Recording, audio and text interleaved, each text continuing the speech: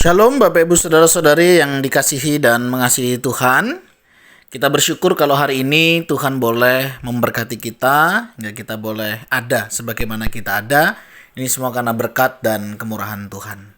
Mari Bapak Ibu Saudara, sebelum kita membaca dan merenungkan firman Tuhan, kita berdoa. Tuhan, terima kasih, kami bersyukur hari ini Engkau boleh berkati kami.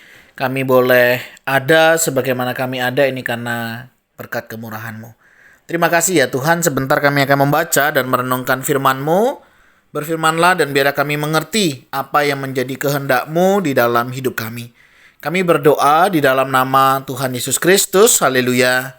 Amin. Ayat bacaan kita hari ini terambil dari kitab 1 Tawarik pasal yang ke-24. Ayat yang pertama hingga ayatnya yang ke-31.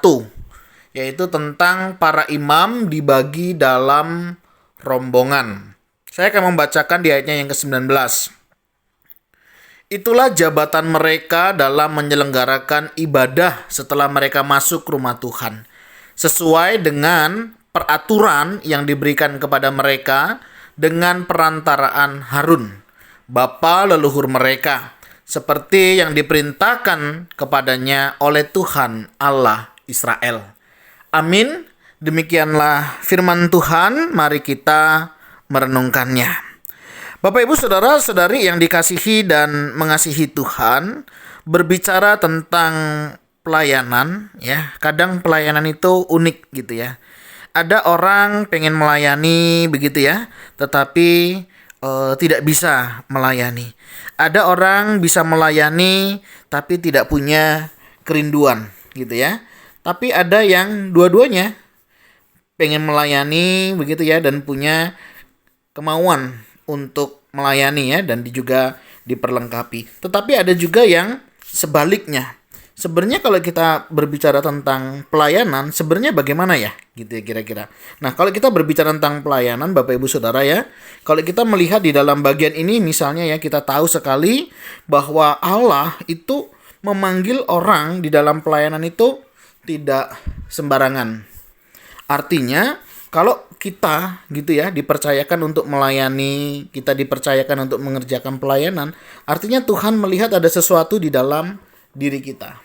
Nah, sebagai orang-orang yang dipilih, sebagai orang-orang yang dipercayai, penting sekali kita memiliki sikap. Sikap dalam pengertian apa? Sikap bagaimana kita meresponi panggilan pelayanan itu. Ya.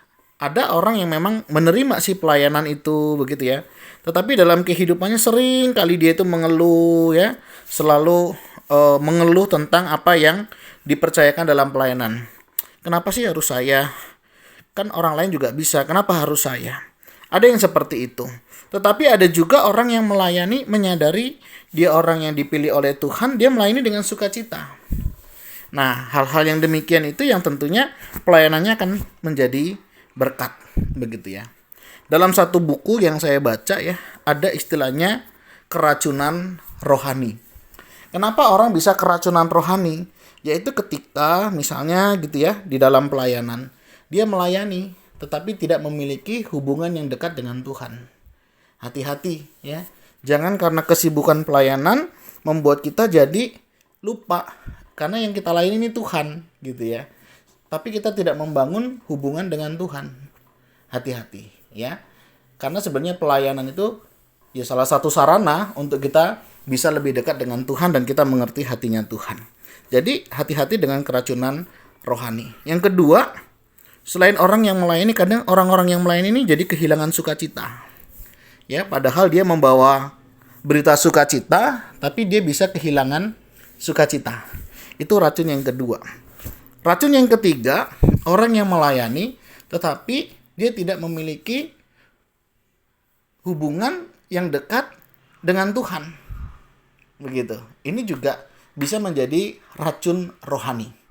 Jadi fokusnya itu tidak pada apa yang menjadi kehendak Tuhan, tetapi lebih kepada menurut dia ini lebih penting. Jadi seolah-olah dia lebih tahu dari yang Tuhan tahu. Nah, hati-hati Bapak Ibu Saudara, kalau kita melayani ada hal-hal demikian di dalam diri kita. Nah, kalau kita memperhatikan misalnya ya dalam bagian ini, bagaimana mereka yang melayani? Mereka dengan kesadaran bahwa mereka dipilih oleh Tuhan dan mereka mengerjakan apa yang menjadi kehendak Tuhan. Ya, kalau kita melihat ya pekerjaan-pekerjaan para pelayan yang disampaikan dari keturunan ke keturunan begitu ya, mereka dipanggil sesuai dengan jabatan mereka dan mereka mengerjakan itu. Dan itulah hidup yang memang Tuhan pakai untuk melayani. Jadi Bapak Ibu Saudara, kalau hari ini ya Tuhan panggil kita, Tuhan percayakan kita untuk melayani, mari kita kerjakan ya apa yang Tuhan percayakan. Sehingga kita menjadi orang-orang yang memenuhi panggilan Tuhan. Yang tentunya bukan hanya asal ya atau sekedar, tetapi memang kita tahu apa yang menjadi isi hati Tuhan, apa yang menjadi kehendak Tuhan. Karena saya yakin dan percaya waktu Tuhan memilih kita, Tuhan punya maksud, Tuhan punya rencana. Tetapi bukan berarti dalam mengerjakannya semau kita. Ya, tetapi kita harus ikut apa sih yang menjadi kehendak Tuhan. Apa yang menjadi maunya Tuhan. Ya, saya sadari memang hal ini tidak mudah. Tetapi percayalah, ketika kita memiliki hubungan pribadi dengan Tuhan yang baik, kita memiliki relasi yang baik, kita akan semakin mengerti apa sih sebenarnya yang menjadi kehendak Tuhan di dalam kehidupan kita. Sehingga ketika Tuhan sudah memilih kita boleh menjadi orang-orang yang dapat mempertanggungjawabkan itu semua di hadapan Tuhan. Saya tidak tahu Bapak Ibu Saudara bagaimana hari ini di dalam melayani. Sudahkah kita melayani sesuai dengan kehendak Tuhan? Sudahkah kita di dalam melayani kita melakukan seturut dengan maunya Tuhan dan dengan caranya Tuhan? Nah, kiranya setiap kita menyadari hal itu dan kita boleh dan mau melayani Tuhan seturut dengan kehendak dan rencananya. Tuhan, terima kasih. Kami sadar kami siapa. Dan ketika Engkau memanggil kami untuk melayani, kami tahu Tuhan mau menjadikan kami rekan sekerja-Mu. Terima kasih Tuhan. Engkau mempercayakan hal ini. Tolong kami bisa menghargai setiap pelayanan yang Tuhan percayakan, sehingga kami bisa mengerjakannya dengan baik. Dan tentunya boleh membawa kami bertumbuh, dan kami pun boleh menjadi berkat. Tolong kami Tuhan, di dalam melayani, kami sadar seringkali kesibukan membuat kami lupa hubungan pribadi kami dengan Engkau. Tolong kami Tuhan tetap memiliki hubungan pribadi yang intim, sehingga kami jauh lebih mengerti apa yang menjadi kehendak-Mu di dalam hidup kami. Tuhan, terima kasih. Tolong kami, untuk kami boleh melakukan apa yang menjadi kehendak-Mu.